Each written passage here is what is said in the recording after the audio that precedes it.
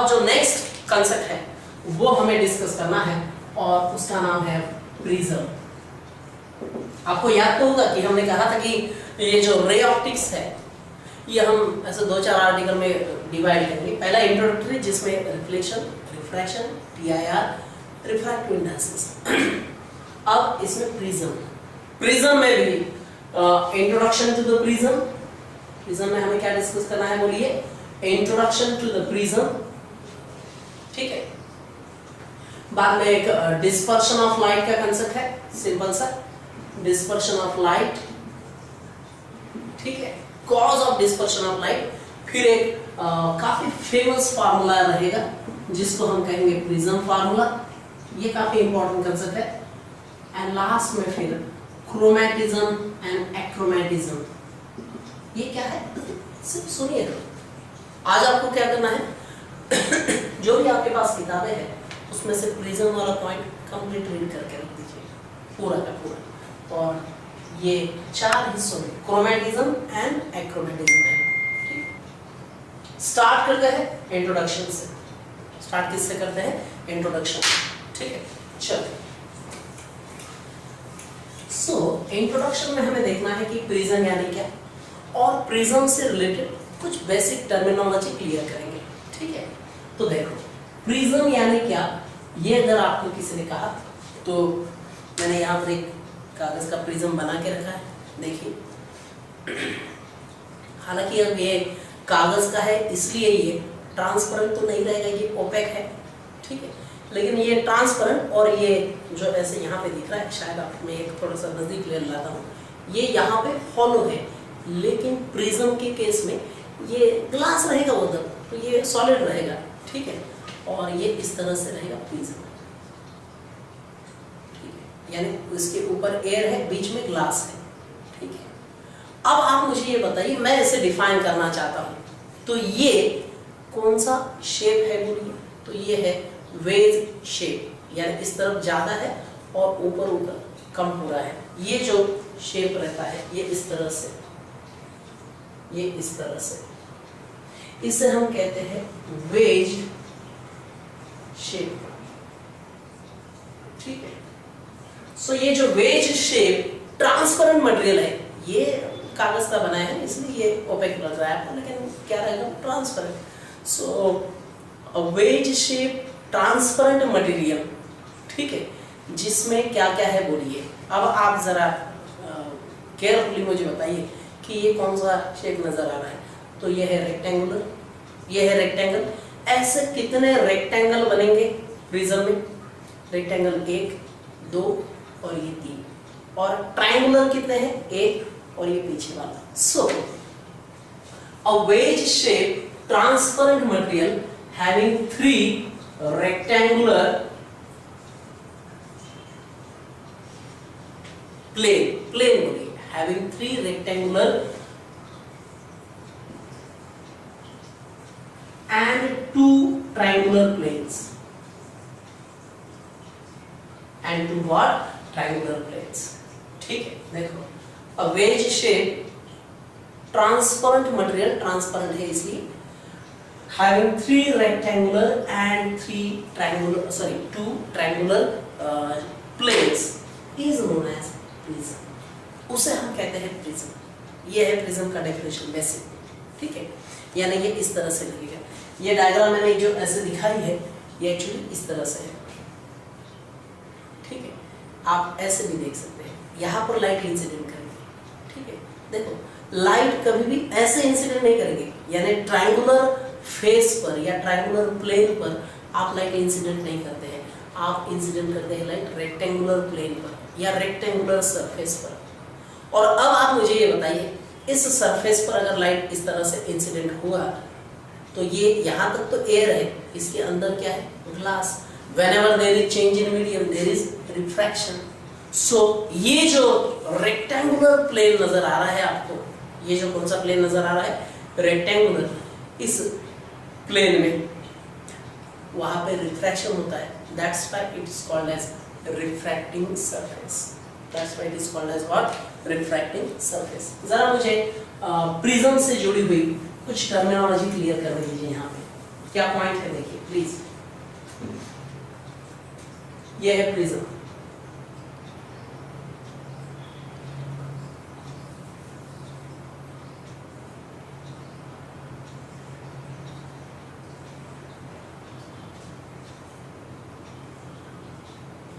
इससे हम कहेंगे ए stands for angle of prism. वो किसके बीच का एंगल है आपको समझ रहा है क्या? ये एंगल है वो ए, ठीक है। तो ये केयरफुली देखिए, ये एक रिफ्रैक्टिंग सरफेस है। रिफ्रैक्टिंग सरफेस कौन सा? सबसे पहला जो टर्म क्लियर करना है मेरे माइंड में वो ये है कि रिफ्रैक्टिंग सरफेस। क्या क्लियर करना है मेरे माइंड में अभी मुझे? रिफ्रैक्टिंग सरफेस यानी क्या? सो ये ट्रायंगुलर है या रेक्टेंगुलर है? Rectangular. So rectangular plane at which refraction occurs is known as refracting surface. Is known as what? Refracting surface. मुझे बताइए कितने रिफ्रैक्टिंग सरफेस आप बोल सकते हैं? कितने रेक्टेंगुलर प्लेन हैं? आप कहेंगे सर 3। लेकिन यहाँ पर एक छोटी सी गलती की आपने, क्योंकि अगर मैंने प्रिज्म ऐसे रख दिया तो ये जो निचला वाला सरफेस है उसको मैं बेस कहूँगा। उसको क्या कहूँगा? बेस। कारण लाइट ऐसे इंसिडेंट करेंगे ना, यहाँ से लाइट कैसे इंसिडेंट होगा? नीचे तो ये जमीन जैसा पार्ट है, ठीक है। सो रिफ्रैक्टिंग सरफेस कितने हो सकते हैं? है वो 3 अगर प्रिज्म, फिर आप ऐसे रखेंगे तो ये 2, तीनों भी रिफ्रैक्टिंग सरफेस का ही काम करते हैं। लेकिन जब आप प्रिज्म यूज कर रहे हैं तो वहां पे तो रिफ्रैक्टिंग सरफेस बनेंगे, ठीक है। Okay, so what is refracting surface then? rectangular plane at which refraction occurs. Now ये जो आपने A एंगल कहा है वो किसके बीच में है? 2 रिफ्रैक्टिंग सरफेस। सो यहां पे मैं कहना चाहता हूं angle of prism. Angle of क्या है वो? प्रिज्म। और एंगल ऑफ प्रिज्म क्या रहेगा बोलिए? ये लाइन और ये लाइन अगर आप केयरफुली देखते हैं तो वो रिफ्रैक्टिंग सरफेस है। So an angle between 2 refracting surfaces, an angle between 2 refracting surfaces is known as angle of prism. Is known as what? Angle of prism. It is denoted by capital A. Angle of prism किससे denote करते हैं आप? Capital A से, ठीक है। Next, base of prism. Base जिस surface पर आप ये रखते हैं, ठीक है, तो ये हो गया बेस। अब आप मुझे बताइए, ये ऊपर वाला एंगल लिया आपने, angle of prism. So angle of prism के एग्जैक्ट अपोजिट वाला रिफ्रैक्टिंग सरफेस है ये, ठीक है। तो आप ये ऐसे बोल सकते हैं कि rectangular plane exactly opposite to angle of prism is known as base. हमारे इस डायग्राम में ये रेक्टेंगुलर ही है, ये लाइन दिख रहा है तो भी, और ये ए के अपोजिट है, इससे मैं कहूंगा बेस। इससे मैं क्या कहूंगा? बेस। तो क्या ये क्लियर हुआ? पहले क्या कर, पहला डेफिनेशन क्या देखा हमने? प्रिज्म का। प्रिज्म यानी क्या है? Wedge shape. ये नोट्स आपको मैं दे देता हूँ प्रिंटेड, प्रिंटेड दूंगा या फिर लिख के दूंगा। प्रिंटेड में भी मेरे ख्याल से जो आपको पीडीएफ दिया है उसमें भी शायद होगा, नहीं हुआ तो मैं हैंड रिटन से उतना आप हैंड राइटिंग आपको एडजस्ट करना है, ठीक है, वो दे दूंगा। ओके, अब देखिए प्रिज्म यानी wedge shape transparent material having कितने रेक्टेंगुलर प्लेन्स? 3 और 2 ट्रायंगुलर प्लेन्स, ठीक है। The rectangular plane at which refraction occurs is known as refracting surface. Angle between 2 refracting surface is known as angle of prism. The refracting surface, the rectangular plane exactly opposite to the angle of prism is known as base of prism. Is known as what? Base of prism. Next, refracting edge. क्या कहेंगे हम? Refracting edge. और ये देखिए, ये एक refracting surface है और ये भी रिफ्रैक्टिंग सरफेस। दोनों को मैं यहाँ पे दिखा देता हूँ, दोनों को जोड़ने वाले लाइन को, ये देखो, ये एक रिफ्रैक्टिंग सरफेस है, ये भी। दोनों को जिस लाइन ने जोड़ा है उस लाइन को हम कहते हैं refracting edge. So what is refracting edge, please बताइए। Line joining two refracting surfaces. तो देखो रिफ्रैक्टिंग सरफेस अगर आपको याद है, बाकी के डेफिनेशन कितने सिंपल है। रिफ्रैक्टिंग सरफेस यानी the rectangular plane at which refraction occurs, angle between two refracting surfaces, the rectangular plane exactly opposite to angle of prism, line joining two refracting surfaces is known as refracting edge. And next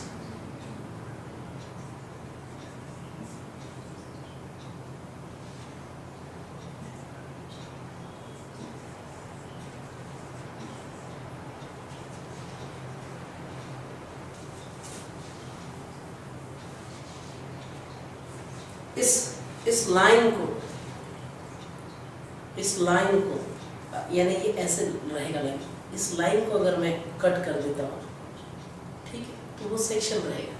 क्या रहेगा वो? Section. तो ये है section of prism.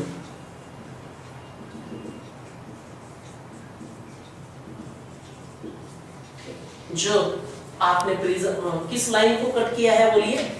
The cut off और the section of prism perpendicular to the refracting edge. Refracting edge इसे आप pastry मानिए थोड़ी देर के लिए, और आपको इसको कट करना है। तो ऐसे नहीं कट करेंगे, ये नाइफ है, आपने ऐसे कट किया, तो रिफ्रैक्टिंग एज को आपने क्या किया? परपेंडिकुलर। उसको हम प्रिज्म का सेक्शन कहेंगे। सेक्शन म्हणजे कट, VSTS तुम्ही बघा बायोमध्ये, ठीक है। ये इतना तो आना चाहिए कम से कम।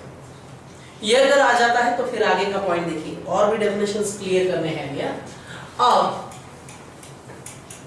दूसरा लेवल के कंसेप्ट्स थोड़े से, ये बेस वगैरह है, ये भी हम जानते हैं। नाउ ये मैंने निकाला नॉर्मल, ये है एयर, ये है ग्लास, ये ग्लास, ये अगेन एयर। क्या आप ये समझ रहे? अब ये है इंसिडेंट रे। ये कौन सा रे है बोलिए? Incident ray. इंसिडेंट रे ने नॉर्मल के साथ जो एंगल किया उसे हम क्या कहते हैं? Angle of incidence. क्या कहते हैं बोलिए? Angle of incidence. अब आप मुझे ये बताइए, यहाँ पे रिफ्रैक्शन कितनी बार होता है जरा देखिए। ये फिर लाइट थोड़ा सा रिफ्रैक्ट हुआ, ये ऐसे आया, ये है एंगल ऑफ रिफ्रैक्शन। इस बात को भूल जाइए, सिर्फ इतने पोर्शन को याद रखिए। एयर से लाइट ग्लास में जा रहा है, एयर से लाइट कहां जा रहा है बोलिए? ग्लास में। यानी ये डायग्राम अगर इस तरह से दिखा दूं मैं, तो ये इस तरह से नजर आने वाली है डायग्राम, ठीक है। ये है angle of incidence, this must be angle of refraction. ये एयर, ये ग्लास, ये इस लाइन को थोड़ा सा ऐसे करके। सो एक बार रिफ्रैक्शन हुआ, इस एंगल ऑफ रिफ्रैक्शन जो आपने नाम दिया रहने दीजिए। यहां पर भी नॉर्मल लिखेगा, दूसरा सरफेस है ना। यहाँ पे ग्लास टू कहाँ जा रहे हैं? एयर, यानी डेंसर टू एयर जा रहे हैं। TIR होने के चांसेस है, लेकिन हम जानते हैं क्या ये कंसेप्ट है क्या कि डेंसर टू रेयर गया तो हर बार TIR होता है? नहीं, उसके लिए कुछ कंडीशंस है, और वो कंडीशन यानी I एंगल ऑफ इंसिडेंस, यानी इस केस में ये this must be greater than critical angle. अब वैसा नहीं होता तब तक तो रिफ्रैक्शन होने दो, तो ये यहाँ पर रिफ्रैक्शन होगा। अब इसे आप कहेंगे E और इसे R2 बोलिए। आप कहेंगे सर ये दूसरे इसके लिए तो एंगल ऑफ इंसिडेंस है, ओके। लेकिन अगर आपने फिर से प्रिंसिपल ऑफ रिवर्सिबिलिटी यूज किया, प्रिंसिपल ऑफ रिवर्सिबिलिटी क्या है बोलिए? कि चाहे कितने भी रिफ्लेक्शन या रिफ्रैक्शन हो, उसके बाद अगर लाइट एक प्लेन रिफ्लेक्टिंग सरफेस पर इंसिडेंट होता है, तो आफ्टर रिफ्लेक्शन वो उसी पाथ में, हमने देखा है, उसी पाथ में वापस जाता है। तो ये लाइट इस तरफ वापस जाएगा, तो इस बार ये एंगल ऑफ इंसिडेंस की जगह क्या होगा? सॉरी, एंगल ऑफ इमर्जेंस की जगह क्या होगा? ये एंगल ऑफ इंसिडेंस, ये रिफ्रैक्शन होगा। इसीलिए इसको अगर एंगल ऑफ रिफ्रैक्शन कहते हैं, इसको भी एंगल ऑफ रिफ्रैक्शन ही कहते हैं। हालांकि इस दूसरे पेयर के लिए ये एंगल ऑफ इंसिडेंस है, क्योंकि यहाँ पर जो रिफ्रैक्शन हुआ ये एंगल ऑफ इंसिडेंस, ये एंगल ऑफ रिफ्रैक्शन। यहाँ पर जो रिफ्रैक्शन हुआ है angle of incidence, angle of refraction, ठीक है। लेकिन लाइट इस ग्लास में से बाहर आ रहा है और इसलिए बाहर आने वाले लाइट को एक नया टर्म यहाँ पर आ जाता है, दैट इज इमर्जेंट रे। ये इंसिडेंट रे, ये इमर्जेंट रे। ये बीच वाला कौन सा रे है बोलिए? रिफ्रैक्टेड, रिफ्रैक्शन हुआ ना, ठीक है। और ये ई क्या है बोलिए? यहाँ पे ये ई है एंगल ऑफ इमर्जेंस। ई क्या है यहाँ पे? Angle of emergence. सो जरा देखिए कुछ टर्म्स मुझे यहाँ पर क्लियर करने दीजिए। सबसे पहले एंगल ऑफ इंसिडेंस, ठीक है। मुझे नहीं लगता है एंगल ऑफ इंसिडेंस आपको यहाँ पे बोलना पड़ेगा। क्या है एंगल ऑफ इंसिडेंस बोलिए? Angle between incident ray and normal. Angle between what? Incident ray and normal. तो वो लिखता भी नहीं मैं, ठीक है। बाद में है एंगल ऑफ इमर्जेंस। ये भी क्या रहेगा बोलिए? It is denoted by small E. Angle of emergence कैसे लिखा हुआ? स्मॉल ई। उसे कैसे डिफाइन करेंगे बोलिए? An angle between emergent ray and normal. An angle between what? Emergent ray and normal. Clear? तो उसे हम कहेंगे एंगल ऑफ इमर्जेंस। ये भी लिखने की जरूरत नहीं। अब एक जो नया डेफिनेशन आता है वो क्या है देखिए प्लीज। आप मुझे यहाँ पर ये बताइए, ये अगर कुछ भी नहीं होता यानी प्रिज्म नहीं होता और लाइट अगर एयर से ही ट्रैवल करता है तो वो तो ऐसे जाना चाहिए था। इसे मैं कहूंगा ओरिजिनल पाथ, लेकिन लाइट तो इस तरफ आया है तो इस केस में ये डेविएटेड पाथ है। और deviated path and original path, इसमें एंगल जो रहता है बताइए क्या रहता है? Angle of deviation. क्या कहते हैं हम उसे? Angle of deviation. So next जो पार्ट है वो है angle of deviation. Angle of क्या है बोलिए? वो deviation. What is angle of deviation then?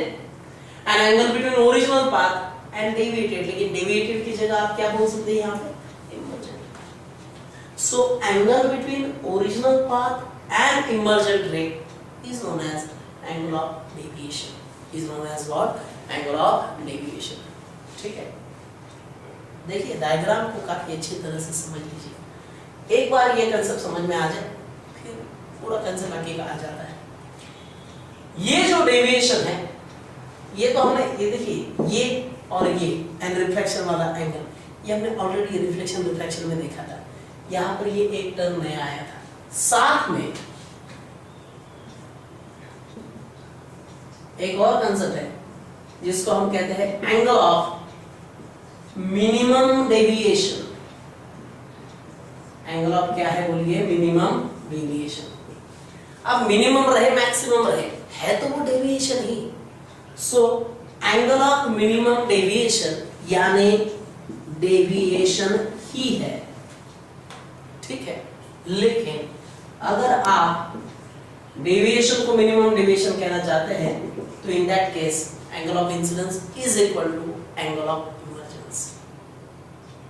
सो आप क्या कहेंगे बोलिए? एंगल ऑफ मिनिमम डेविएशन को कैसे डिफाइन करेंगे? ये ऐसा एंगल ऑफ डेविएशन है for which angle of incidence is exactly equal to angle of emergence. यानी जो प्रिज्म दिया है उसके लिए अगर आपको angle of minimum deviation find out करना है तो वो एंगल ऑफ डेविएशन की ऐसी वैल्यू है जिसके लिए angle of emergence and angle of incidence क्या है बोलिए? सेम है। क्या है वो? सेम, ठीक है। I इज इक्वल टू क्या है वो? E। साथ में I इज इक्वल टू तभी E हो सकता है when R1 R2 सेम रहे। तो ये भी कंडीशन याद रखो। अभी मैंने ये दिखाया था क्या कहते हैं उसे? Principle of reversibility. यहाँ पर मिरर लगा है तो E बिकम्स I, यानी एंगल ऑफ इमर्जेंस और एंगल ऑफ इंसिडेंस सेम रहेगा। लेकिन ये फिर R1 बनेगा ये R2 बनेगा। इसका मतलब R1 एंड R2 सेम है। I is equal to E होता तो फिर R1 is equal to R2 होगा। ही कंडीशन है। आपको प्रिज्म के न्यूमेरिकल्स में इसे यूज करना पड़ता है। ये काफी इंपॉर्टेंट पॉइंट है, इसे भूलना नहीं।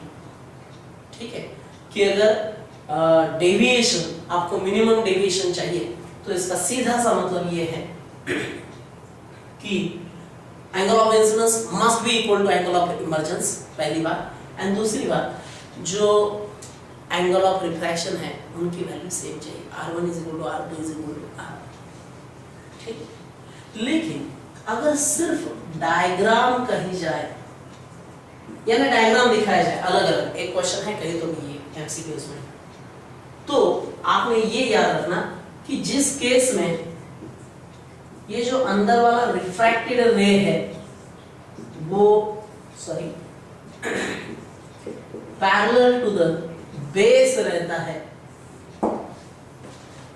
यानी ये जो रिफ्रैक्टेड रे, ये जो मैं ब्लैक कलर से दिखा रहा हूं, वो किसी डायग्राम में अगर ये इस बेस को पैरेलल दिखाई दे, पैरेलल निकाला जाए डायग्राम में, तो आपने वहां पे समझ लेना कि मिनिमम डेविएशन होगा।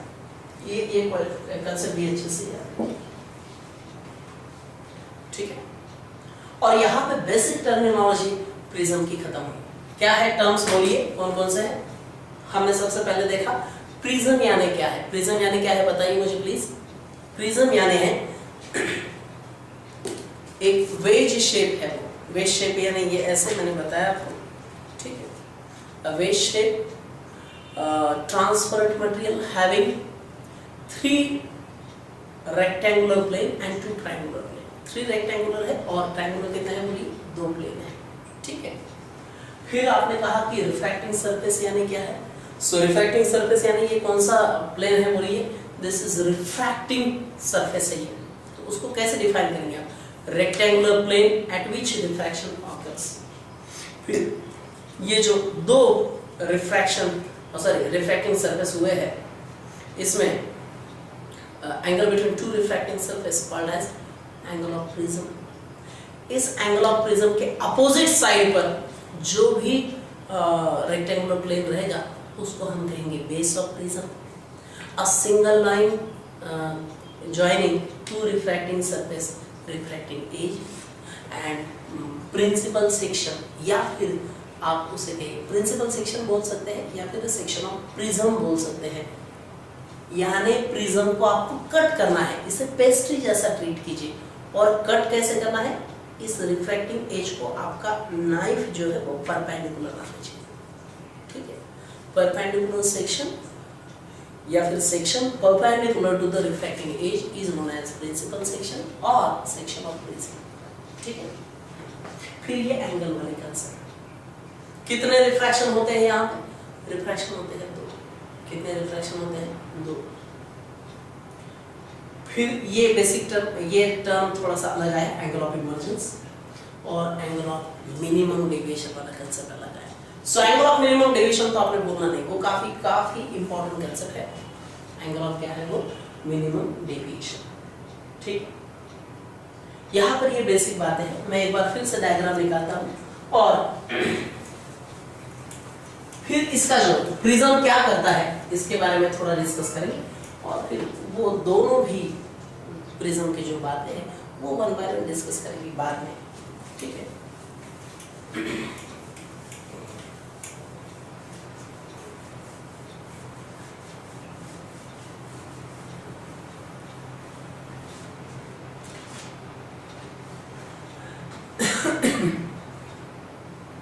मैं यहाँ पे ये बता देता हूँ फिर से एक बार।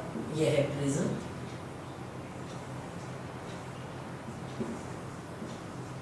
This will be base of prism. ये है आपका एंगल ऑफ प्रिज्म और परपेंडिकुलर लाइन यानी ये डेफिनेटली नॉर्मल है और ये है एंगल ऑफ इंसिडेंट, क्योंकि ये है इंसिडेंट रे। अगर यहाँ पे कुछ नहीं होता था तो लाइट को तो ऐसे जाना चाहिए था, सो डेफिनेटली ये है ओरिजिनल पाथ। क्या है वो बोलिए? Original path. और वो लाइट गया नहीं, लेकिन क्योंकि ये एयर है, ये ग्लास है, यहां पर ही रिफ्रैक्शन होना है, सो ये रिफ्रैक्शन होकर ऐसे आएगा। आप देख सकते हैं कि इस ब्लू कलर का जो रिफ्रैक्टेड रेड दिखाया मैंने, वो इस ब्लैक कलर के बेस को पैरेलल है।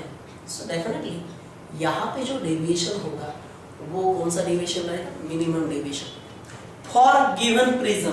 ये अच्छे से याद रखिए please. For given prism, angle of prism and angle of minimum deviation, ये बातें कांस्टेंट रहती है, वो नहीं बदलता कभी। यानी angle of minimum deviation and angle of prism तो कांस्टेंट ही रहेगा मतलब, लेकिन एंगल ऑफ मिनिमम डेविएशन भी कांस्टेंट रहता है दिए गए प्रिज्म के लिए। प्रिज्म चेंज किया, इट में चेंज, ठीक है। और यहां पर भी आप इस तरह से, अब इसे मैं R1 कहूंगा, इसे मैं R2 कहूंगा, ये इस तरह से रहेगा, इसे मैं E कहूंगा, that is angle of emergence, ठीक है। और ये है इमर्जेंट रे। अब आप देखिए यहां पर प्लीज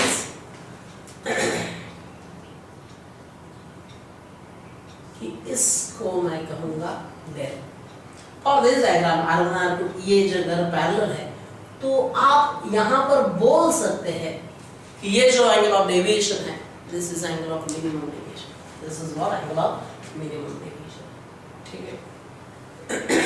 क्या ये टर्म समझ रहे हैं आपको? नेक्स्ट पॉइंट क्या है देखिए, कोई भी प्रिज्म दुनिया में, कोई भी प्रिज्म उठा लीजिए, any prism,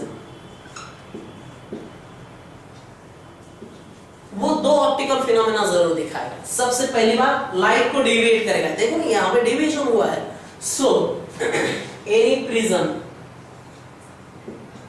deviates the light, deviates the light ray incident on it. फिर वो मोनोक्रोमैटिक